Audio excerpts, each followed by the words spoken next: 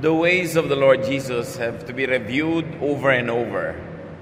It's easy to forget His ways and get swayed by the ways of many other voices in our lives. The Jesus way to happiness. Yan po ang ating pag-aaralan at nawa tayo kasihan ng presensya ng Panginoon. We thank you, Father, that you have taught us the way of Jesus to happiness, to holiness, to righteousness. Now we ask you to please bless us so that we may be able to remember, be refreshed on the basic principles and teachings of Jesus, particularly on the way to happiness. Nawa, Panginoon, kami po ay inyong patawarin sa aming mga kasalanan, pakalinisin, paging dapating tumanggap na inyong pagpapala. We ask you, Father, to be our speaker. May your voice, no other voice but yours, be heard by all of us. Use your servant only as your instrument. And as you bless us, Father, we lift up your name. We glorify and honor you. We thank you. In the name of your Son, Jesus. Amen. The way of Jesus to happiness. Maganda po nire-review yung tinatawag nilang Beatitudes or the Sermon on the Mount. These are very, very short and concise words, all the more lending authenticity to the teachings of Jesus Himself. Teachings that were remembered by people, almost codified by memory before they were put on paper. Bago nasulat, ang mga turo ng Panginoon ay inuulit-ulit ng mga tao sa mga tagapakinig. Kaya ang natandaan nila at ang naipasa nila from generation to generation, from mouth to mouth, from heart to heart, are very short teachings. Mga maiiksi mga sentences at ganyan yung quality ng teaching sa Sermon on the Mount. Matthew 5, 1-3. When Jesus saw the crowds, He went up on a side of a mountain and sat down. Jesus' disciples gathered around Him, and He taught them. So, Jesus taught His disciples, not the crowds at this instance. Yung para sa mga disciples niya, sa mga tagasunod, sa mga talagang malapit sa Kanya, ay itinuro niya ang mga mahahalagang bagay na ito na alam ng marami sa atin at patuloy na dapat alamin, dapat na sariwain at dagdagan ng mga bagong pananaw habang tayo ay nagkakaroon ng mas marami experiences. The beauty in reviewing the basic teachings of Jesus over the years is that though the words are the same and the teachings are the same, our capacity to unlock the mystery and to appreciate the beauty increases over time.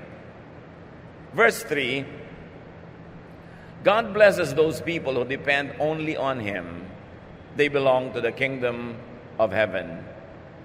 So obviously here, Jesus is saying that happiness is depending on God, not on other people's ways or approval. Not in popularity, especially when that popularity is becoming unpopular with God. But not on one's own way or self-approval. Lahat naman tayo naghahanap ng saya, ng ligaya, ng kahulugan ng buhay. Pero kung kani-kanino sumusunod, kung ano-anong paraan ang ginagamit, nabibigo tuloy. At dahil alam ng Panginoon, ang gusto ng tao maghanap ng kaligayahan, ng kapayapaan, ng kahulugan, tinuro niya, napakasimple, importante na ang sundin ay yung pamamaraan ng ating Ama sa langit. Happiness is depending on God for salvation. That's why we always emphasize that it is by grace. Because it's not dependent on you nor your performance, but on the performance of Jesus on the cross and the grace and kindness of God the Father in heaven who sent Him to do it, to save people. Happiness is depending on God for security and for wisdom.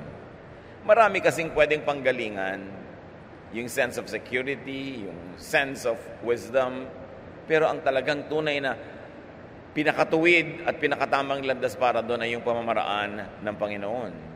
Matthew 5:4, God blesses those people who grieve. They will find comfort. Grief is not the blessing. But grief, unpleasant as it may be, could be the way for people to be blessed. Especially if grief corrects and gives us balance. If grief opens our hearts to the graces of God, if grief humbles us to the point of accepting the grace of God, our mistakes and correction of other people, it becomes a blessing.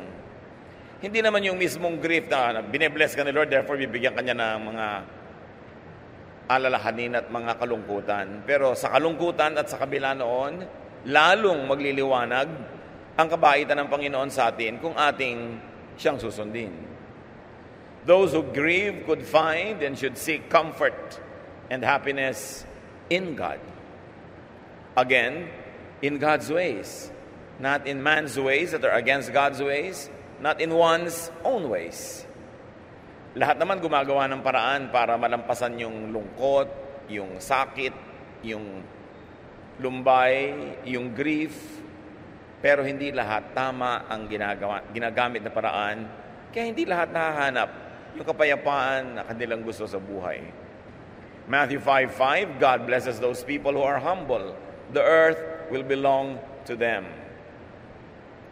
The Sermon on the Mount is like a string of beads, each bead containing its own teaching, and they're also concise, but they are very, very much interrelated.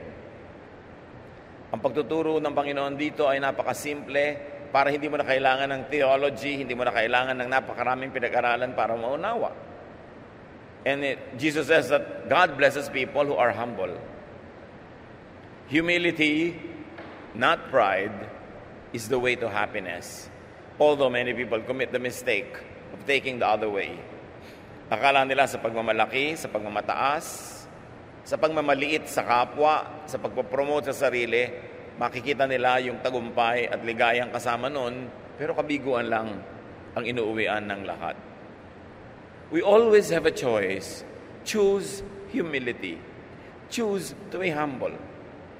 There are moments when you are challenged and you can choose to be proud, to come strong, and to prove who you are. But will that really lead to deep and high happiness? Will that be the way to be blessed by God? Kaya napakahalaga piliin. Pag tayo po ay hinahamon o nahahamon, pagka yung nasasaktan natin ang amor proprio, madalas napipili natin is to take the way of pride. Patunayan kung sino ka, gamitin ang lakas na meron ka para saktan, kawawain, maliitin ang ating iniisip na kaaway. Pero nagkakagulo-gulo lang at ang inuuwian nun, mas maraming problema. Nawawalan tayo ng kaibigan, nagkakaroon pa tayo ng kaaway, at merong mga taong hindi titigil hanggang hindi tayo lubos na nagagantihan, nasasaktan. It is not the way to blessedness. Matthew 5:6, God blesses those people who want to obey Him more than to eat or drink. They will be given what they want. The Lord Jesus was very aware that many people could disobey God when their appetites are involved. Pagka nakataya na yung kanilang kasiyahan, ang kanilang mga pangangailangan at mga gusto sa buhay, napakadali nang malimot ang pamamaraan ng Panginoon, to take shortcuts, to do it the wrong way.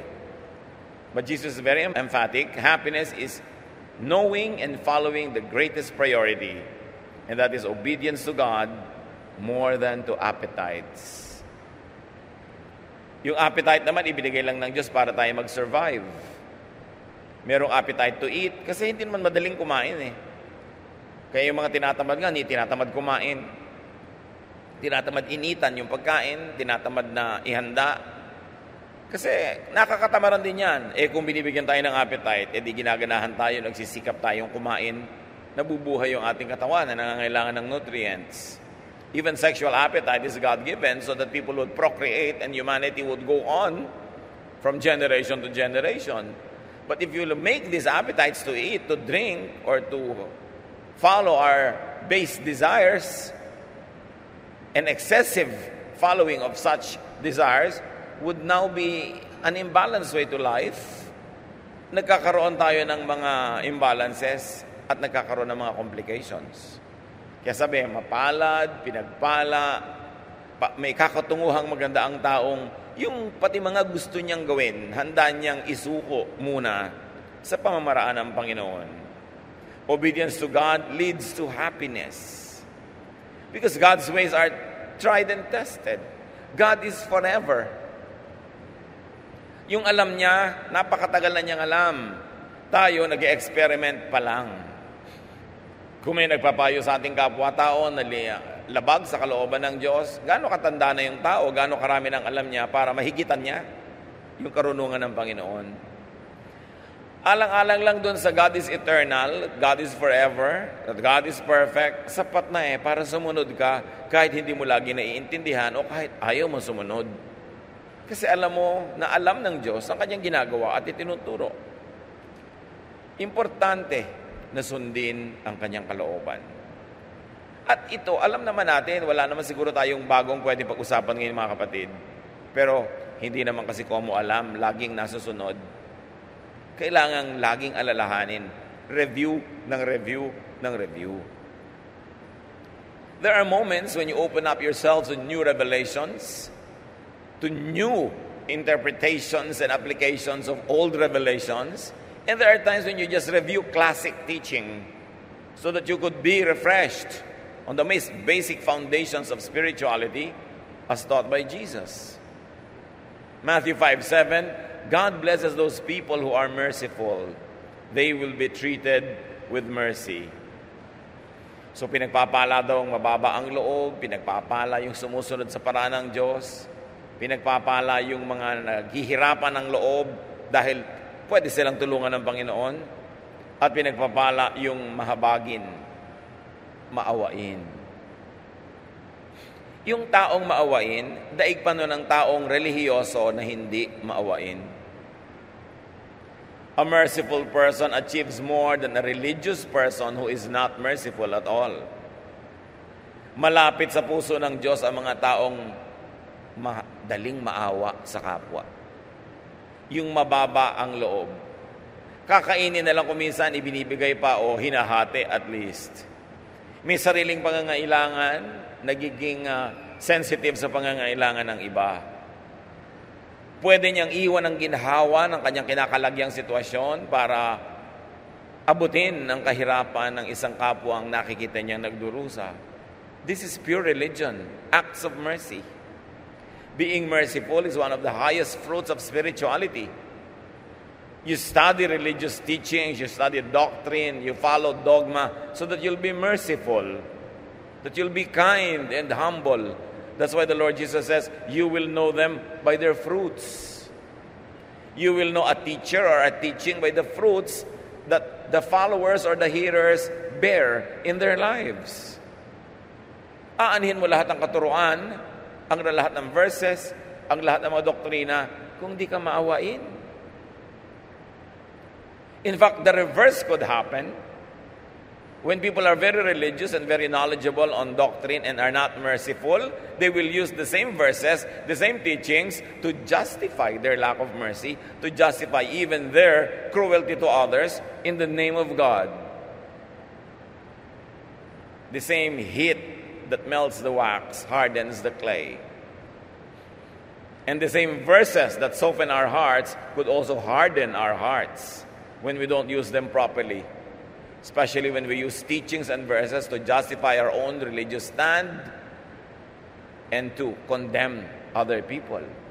It is so easy to be unkind and cruel in the name of God. The worst wars that humanity had ever gone to were wars in the name of God. Both sides claiming to be righteous. Both sides claiming to be the true children of God. Jesus was a person of peace. His ways are peaceful. In fact, he says, I give you peace. It is what I want to give you, peace and rest. Happiness is in giving mercy to fellow men. Mercy is never deserved. The opposite of mercy is justice. Sometimes when we like to hurt people and we know that we can hurt them through justice, we implore and call on justice to prevail. But when we are the ones who are needy of help, needy of forgiveness, we call upon grace, graciousness, and mercy. But we must apply the same value to all things around us. And you apply the same value both sides of the equation, not only when it serves your purpose. Mga kapatid, idiin natin ito. Reviewin natin kung tayo mahabagin.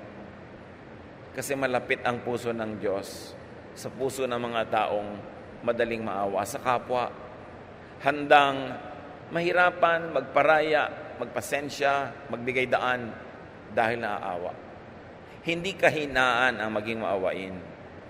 Ito ay napakataas na uri ng kalakasan. Merciful people make others and themselves feel good and happy. Kahit naman siguro tayo ay hindi maawain at gumagawa tayo ng masama sa kapwa, meron ka lang bahagyang kaligayahan sa paggawa mo ng mali na ikaw nanalo, pero sa kaloob-looban ng puso mo, dahil ikay nilikha ng Diyos at binigyan kanya ng kanyang espiritu, ipagluluksa mo rin ang mga sarili mong kamali ang ginagawa kahit nagmumukha ka matagumpay. Because every human being is infused with the Spirit of God.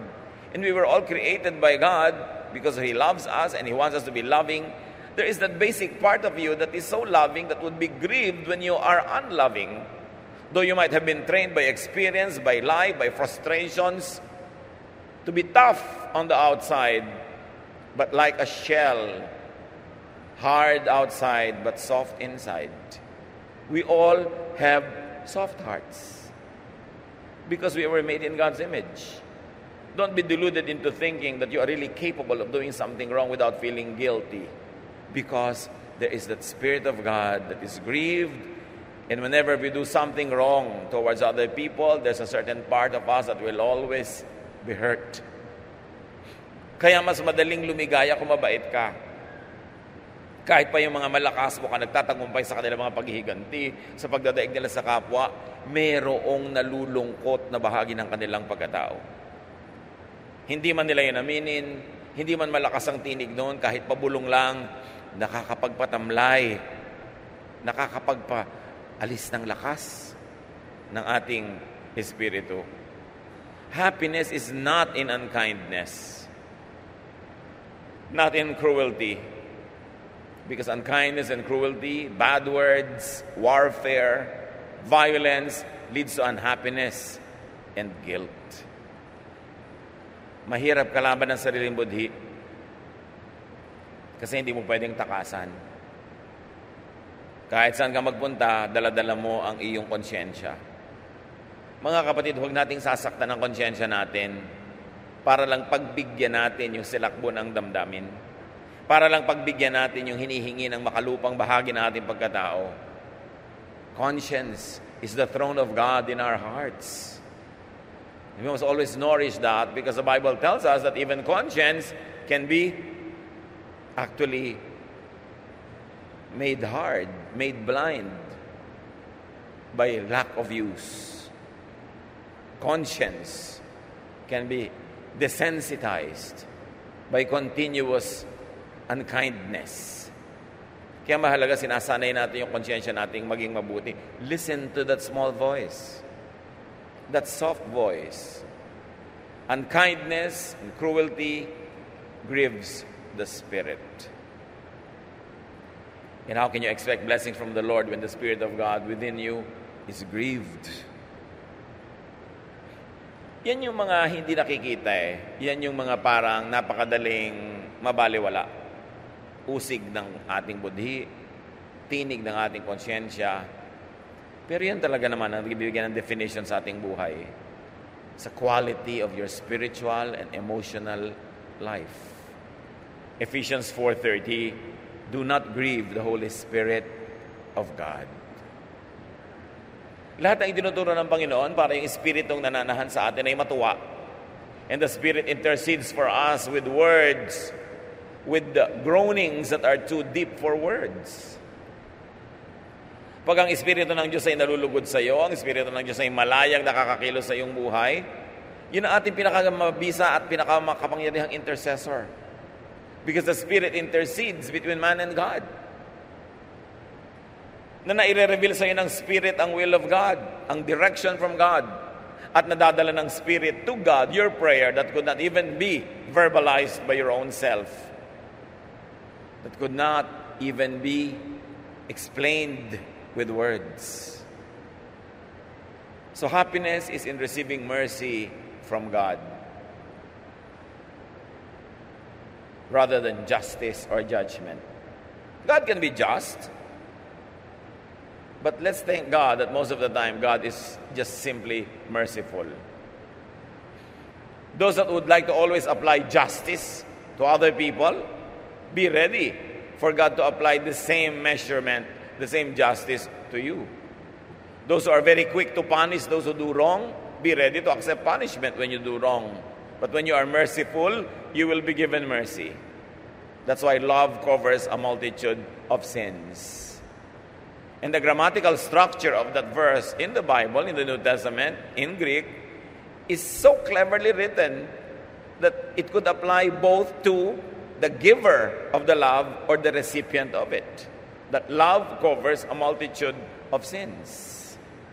Na pwedeng basahin mo yon na yung maibigin ay nabuburahan ng marami niyang kasalanan, o dahil maibigin ka, yung iniibig mo ay nabuburahan ng maraming kasalanan.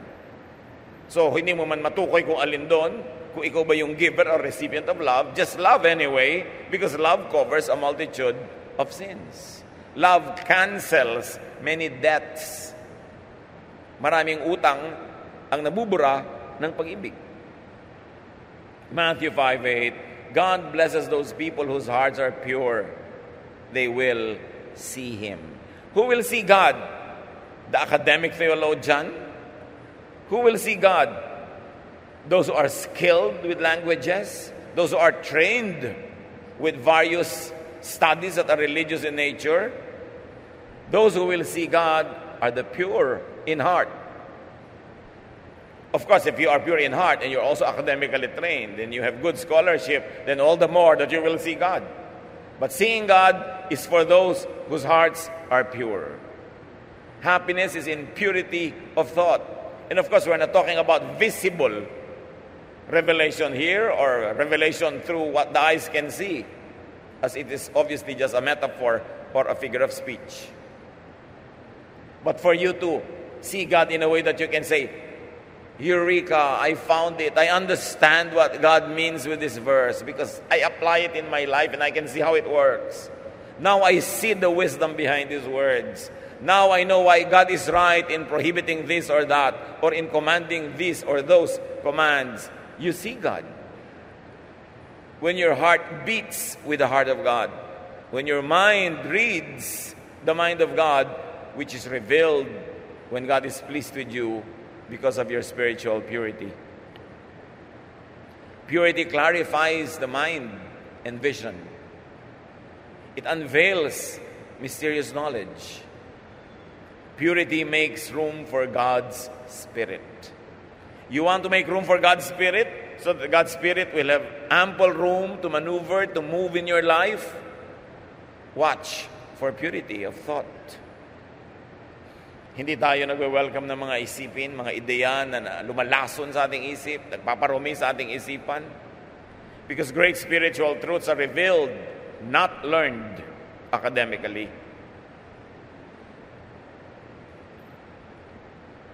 Ipinagkakaloob ang kaliwanagan, hindi ito napag-aaralan. Ngayon, kung gusto ka ng pagkalooban ng Panginoon, pure ang iyong heart, para mo siya makita, maramdaman, maunawaan, at skilled ka pa at trained, mas lalong liliwanag ang pag-unawa mo. But training and skill and knowledge alone will never be able to pull God's mystery out of its location para mo lang siya maintindihan. Purity, not skill, not knowledge, invites revelation and spiritual enlightenment. Kaya mahalaga, binabantayan po natin mga kapatid kung malinis ba ang ating isip. Malinis ba tayong mag-isip? Kasi kung yung isip mo ay punong-puno ng lason, paano naman titirhan ang Espiritu ng Diyos para ipahayag sa inyo ang matatayog at malalalim niyang mga kaalaman? Therefore, purify thoughts. Piliin ang iniisip, iwaksi sa ating isip ang mga hindi dapat. Psalm 139:23, search me, God, and know my heart. Test me and know my anxious thoughts. Search me. Anxiety is an impurity. Anxiety is a toxin, a poison. Kaya sabi, suriin niyo po ako, Panginoon. Suriin niyo ako. Alamin ninyo ang aking mga iniisip. Lalo yung nagpapagulo sa akin. Matthew 5:9, God blesses those people who make peace. They will be called His children. Gaano kasimple ang mensahe na ito? How can Jesus be simpler? When He says, God blesses those people who make peace. They will be called His children. And yet, throughout the thousands of years of history of the church, people go to war, make war, do violent things, become cruel because they claim to be His real children. Yung mga nagmamalaki na sila ang tunay na anak ng Diyos, tunay na bayan ng Diyos, tunay na lahi, pamilya ng Diyos, ay puro cruelty ang ginagawa. Yung mga congregations, yung mga religious groups, fellowships that claim to be the true church, the true children of God, could so easily do ungodly things towards others. Not towards the outrightly sinful or unchurched, but towards their brethren who happen to belong to another congregation. Tapos, sabi nila, we are the true children of God. But blessedness, happiness, according to Jesus, is in making peace. Not trouble, definitely not war. So don't make war, especially religious wars. You win hearts, you win minds, you win converts to God through love, through mercy, through humility, through the way of Jesus. Not at the point of a gun, not through the sword, not through warfare, but through love. Because love conquers all. Love is the greatest. So, but begin with yourself. Love yourself. Teaching din yan ng Panginoon. Why? Because you cannot give what you do not have. So those who are very, very quick to abandon themselves and not love themselves will find themselves bereft of the capacity to love others. Then love your neighbor as yourself. When Jesus says, love your neighbor as yourself, He doesn't say, love your neighbor only and not yourself. He knows that men will love themselves, women will love themselves, and that's not wrong. But Jesus says, don't stop there. Make sure that you love people the same way you love yourself. Then it's all right to love yourself. So love yourself, then you move out to loving your neighbor, and Jesus brings it one step further. Love your enemy. Kaya wala ka ng excuse para hindi mo mahalin ang biyenan. Diba, kung minsan yung biyenan mo parang neighbor mo lang, love naman your neighbor. Tapos enemy mo na, o diba, love pa rin your enemy. There's no reason for husband and wives not to love each other because even enemies are to be loved. What more if that is your husband or wife? What more if that person is your literal neighbor living next door? Lahat yan covered ng love ni Jesus.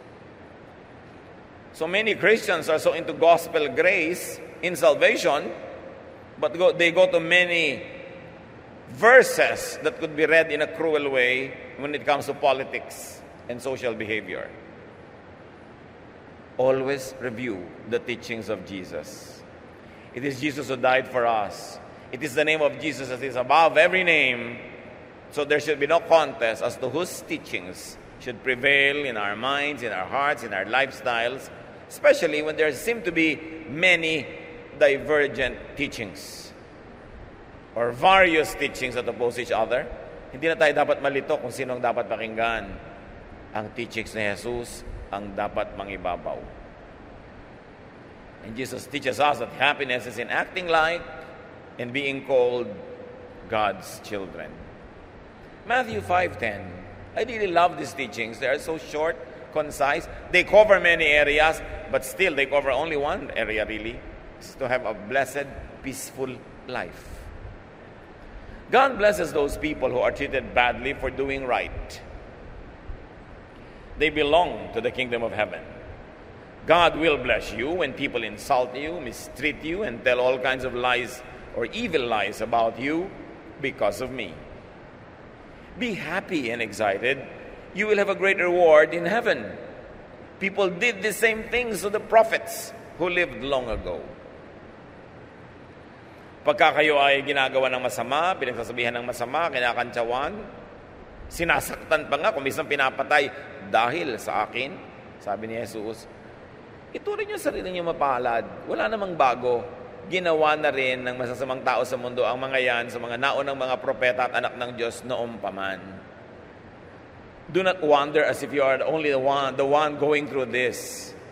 The people of God through generations have been maltreated, mistreated, abused because of the teachings of God, enunciated, explained, and modeled by Jesus. And these are the teachings of love, the teachings of kindness and goodness. Actually, when you are really loving and you are kind and merciful, you could be inviting abuse. That's why Jesus also says, be wise. Be wise, be innocent as doves, but be wise as serpents. Hindi rin naman kahit dahil ikay maibigin, tinuruan kang maging maawain, hindi mo na ipoprotect ang sarili mo. Kailan gagamit ka rin ng wisdom?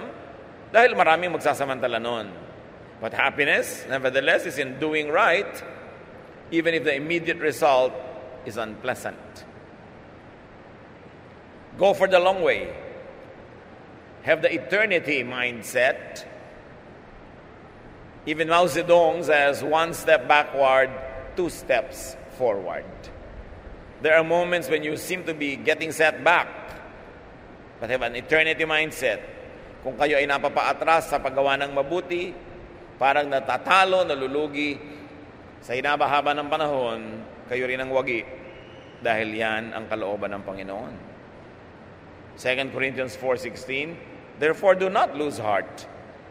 Though outwardly we are wasting away, yet inwardly we are being renewed day by day.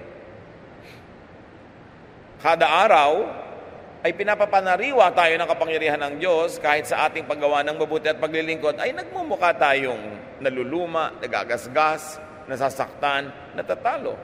It's what matters in the long run. It's what matters inside. How the Spirit of God is edified through the things we do and not do. 2 Corinthians 4:17, these little troubles are getting us ready for an eternal glory that will make all our troubles seem like nothing. Kaya pag tayo nahihirapan sa pagsunod kay Jesus, isipin na lang natin, ito ang daan patungo sa kalwalhatian.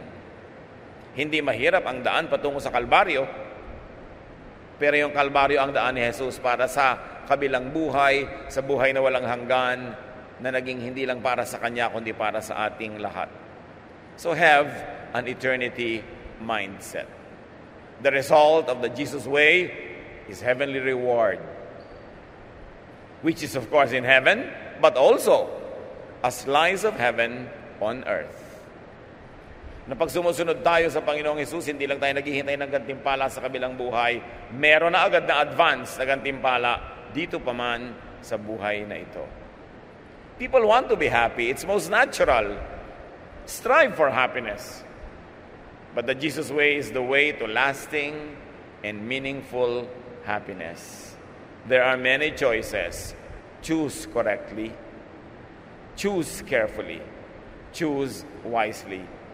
First of all, you always have to know and keep on reviewing the Jesus way. Because as we have said, there are many options. Many of them pretending to be religious, pretending to be righteous as well. Don't be confused.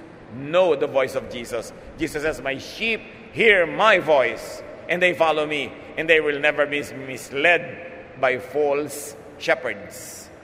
We've got to know the voice of Jesus, because especially now, there are many contending voices competing for our attention and for our allegiance. Choose the Jesus way, and don't stop there. Promote the Jesus way. Model the Jesus way. Encourage people to follow it as well. Tuwing gumagawa tayo ng mali, meron tayong natuturuan ng maling halimbawa. Pero tuwing gumagawa tayo ng tama, meron din tayong natuturuan ng tama na halimbawa. Our life is a mission. Bawat ginagawa natin at hindi ginagawa, para tayong bola ng billiard na may tinatama ang ibang bola. Ang mga direksyon ng buhay nila naapektuhan dahil tinatamaan natin sila, whether or not we are conscious. So we better be more conscious. Maraming maliligaw dahil nailigaw natin. Marami ring matatama dahil naitama natin. Do the right thing. Live the Jesus way. We've got to put Christ back to Christianity. Kung minsan ang dami na nating nadidinig na boses, maraming ideya, maraming isms, pero yung kay Kristo natatabunan, nawawala.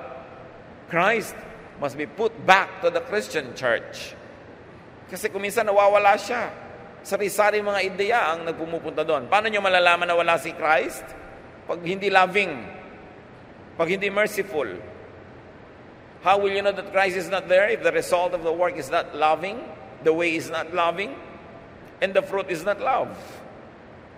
How will you know that Jesus is not there if you don't find peace? Because Jesus says, "Come to me, all of you who are tired and heavy laden, and I'll give you peace."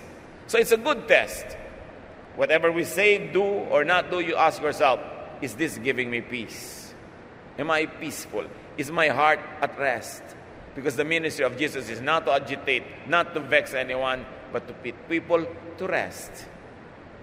So that they will be kind, they will be soothed, they will be comforted, and they will in turn be agents of peace and love and comfort. Christianity is so simple. Just go back to the simple teachings of Jesus. Panginoon, salamat po dahil pinapaalalahanan niyo kami. Parunungin niyo pa kami ng parunungin, O Diyos. Gawin niyo kaming sensitive to your teaching. At turuan niyo kami, Lord, to put Christ back to Christianity. To put the simple teachings of Jesus on love, on mercy, on kindness and goodness. Not only into the church, but into our hearts and our lives. Pagbulay-bulayan natin, mga kapatid, ang kahulugan ng mga ito. Let's spend some time of silence with the Lord. And let the Spirit of God guide us unto great applications of these teachings in our daily lives.